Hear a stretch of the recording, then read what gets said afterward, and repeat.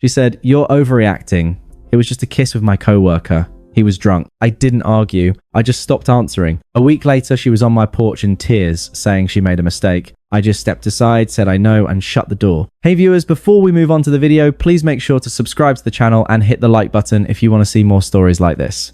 Thanks. Buckle up, folks. This happened about a year ago, but I'm finally at a point where sharing it feels cathartic instead of raw. I'm Alex, 28, at the time working as a project manager in a mid-sized city. Stable job, nothing flashy, but it paid the bills and let me save for the future. That's who I am. Reliable, committed, the guy who shows up. And that's how I was with Emily. We met in college junior year. She was studying marketing, full of big dreams about climbing the corporate ladder, traveling the world, all that. I was the engineering major, grinding through late nights in the lab. But we clicked. She said I grounded her, made her feel safe in a way no one else did. I believed it. After graduation, I supported her through everything. When she lost her first job during a company downsizing, I covered rent for months while she job hunted. I even turned down a better paying gig out of state because she begged me not to leave her behind. "We're a team, Alex," she'd say, curling up on the couch with me after a rough day. "I couldn't do this without you." Flash forward 5 years. We're living together in a cozy apartment downtown. I'm pulling 50-hour weeks, but I make time cooking dinners, planning weekend getaways, even helping her prep for presentations at her new marketing firm. She was rising fast there, networking like crazy. I'd hear about office happy hours, team building retreats.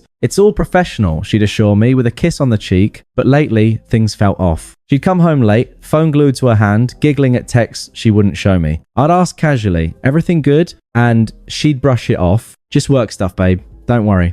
I tried not to.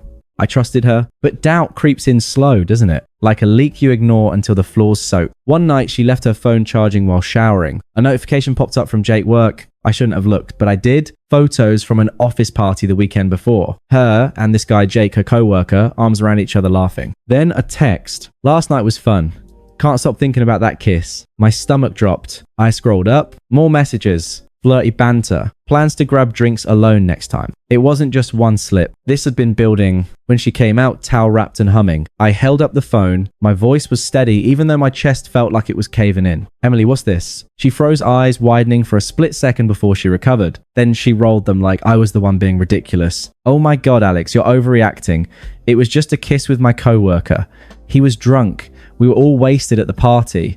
It didn't mean anything." I stared at her, waiting for more. For remorse? Maybe, but she crossed her arms defensive. "Seriously, you're acting like I cheated or something. It was harmless. Jake's going through a breakup and things got blurry. But it's not like we slept together. You're being paranoid as usual." Paranoid. I'd never accused her of anything before, but there it was, her twisting it, making me the problem. "So, a drunk kiss with a guy you've been texting secretly that's harmless?" She sighed dramatically, like explaining to a child. "Yes, Alex. People flirt at work. It's networking. And yeah, we kissed once, but you're making it sound like some affair. If you trusted me, this wouldn't be a big deal." She paused, her tone sharpening. "Honestly, your jealousy is suffocating sometimes. Jake gets it. He's ambitious. Exciting. You're safe. Boring. Safe." That word hit like a slap. Boring. After everything I'd done supporting her dreams, being her rock, I felt the confusion swirl. Had I missed the signs? The late nights she'd chalk up to deadlines? The way she'd compare me to her dynamic colleagues? Flashbacks hit. Me skipping my own promotion party to help her with a pitch. Her promising we'd start saving for a house together only to blow money on girls' trips. I'd given so much. And this was how she saw me. But I didn't yell, didn't beg. I just nodded slowly. "Okay, if that's how you feel." Her eyes narrowed. "What does that mean?" I set the phone down. "It means I heard you. And that was it for the night." She huffed off to bed, muttering about how I needed to lighten up. I slept on the couch, mind racing. Why fight for someone who dismisses you like that? The next morning, she acted like nothing happened. Kissed my cheek on her way out. Said "love you" over her shoulder.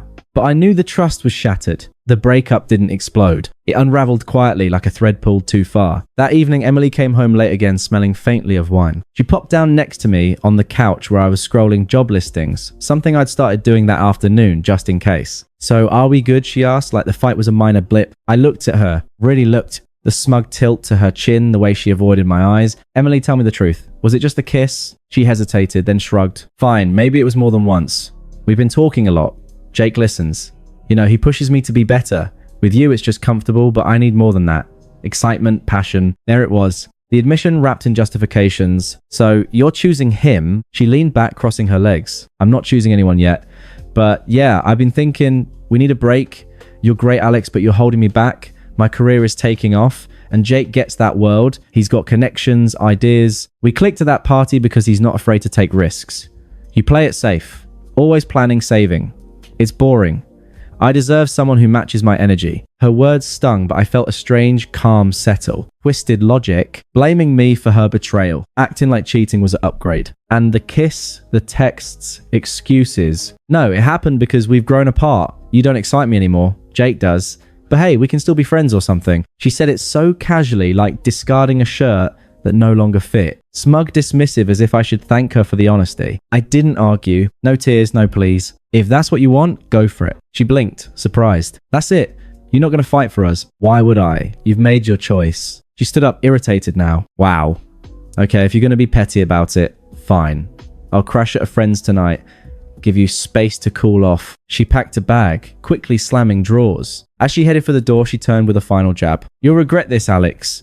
No one's going to put up with your routine life like I did. I said nothing, just watched her leave. The door clicked shut and the apartment felt empty, but not in a bad way. More like relief. That night I changed the locks, prepaid for a locksmith earlier. Practical, right? Blocked her number. No dramatic announcement. I just detached, stopped answering everything. The next few days were rough. I'd wake up reaching for her side of the bed, then remember. Confusion hit hard. How had I missed her pulling away? Flashbacks to better times. Our first road trip, laughing over flat tires. Me surprising her with tickets to a concert she loved, even though I hated crowds. I'd sacrificed pieces of myself to make her happy, and she'd called it boring. I sat with the unfairness, journaling it out, hitting the gym harder. Friends checked in. I told them minimally, we split. It's done. No bad mouthing. I kept my dignity. A week passed, in silence from my end. I focused on work, applied for that out-of-state job I'd passed on before, started running mornings, clearing my head. The hurt lingered, but it sharpened my resolve. I wasn't going to beg for scrap. Karma didn't take long. Maybe 2 weeks after she left. I didn't seek it out. It found me through mutual friends. Turns out Jake wasn't the knight she imagined. He was her senior at the firm, recently divorced, with a reputation for mentoring younger women. Their excitement was a ploy. He'd used her to help with a big project promising promotions. But once it wrapped, he ghosted, dumped her via text. Fun while it lasted. But let's keep it professional. Worse office gossip exploded. Someone leaked their flirty emails. Turns out it wasn't just a kiss. HR got involved. Affairs between levels violated policy. Emily got demoted to a junior role. Her fast track derailed.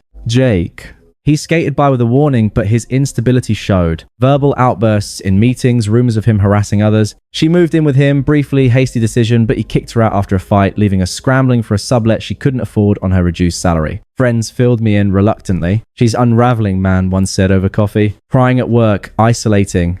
Lost a couple buddies who think she crossed the line. Another Jake's a mess. Abusive texts. Controlling. She sees it now, but too late. I didn't gloat, just nodded. Sucks for her. Internally, it felt like justice. Ironic. Earned. She chased excitement and got burned. Meanwhile, my arc was rising. I landed that. Promotion at work. Started therapy to process the betrayal. Casual dates here and there. Nothing serious, but it reminded me I wasn't boring, just loyal. I sold some shared stuff online, banked the cash for a solo trip, sat with the silence, the unfairness fading into clarity. I dodged a bullet, but she wasn't done yet. The attempt started soon after. First, it was a text the day after the rumors hit me. Simple, almost casual. Hey, can we talk? I miss you. I read it, felt a flicker of that old confusion, but deleted it without replying. Why engage? She'd shown her colors. Then the calls came. My phone buzzed at work. Her name on the screen. I let it go to voicemail. The first one, Alex, please pick up. Jake was a mistake. He turned out to be such and controlling, yelling over nothing. I see now what I had with you. Call me back. Her voice cracked a bit, but there was that underlying expectation like I'd jump at the chance. I didn't block the number, but she switched to email next subject. I'm sorry. The body rambled. I know I messed up. That kiss, it was stupid. Alcohol fueled, but you overreacted, and now everything's falling apart. My job's a mess because of the drama, and Jake dumped me like trash. I need my rock back. We were good together, weren't we? Let's meet and fix this. Need her rock. Funny how I was boring before, but now essential. I archived it. No response. That's when she roped in others. Her toxic circle, the ones who enabled her. First, her best friend Mia texted, dude, Emily's wrecked. She's crying non-stop. You gotta give her another shot. She knows she screwed up. Don't be the guy who holds grudges. That guy, I'd been the one holding everything together. Then her brother called from out of town. We'd never been close, but he'd always been blunt. Listen, Alex, my sister's an idiot, but family's family. She told me about the Coworker thing.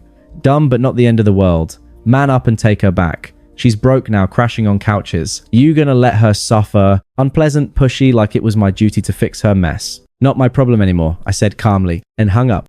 Her mom emailed next, all guilt-tripping. Alex, you're like a son to us. Emily's heartbroken. She realizes you were the stable one.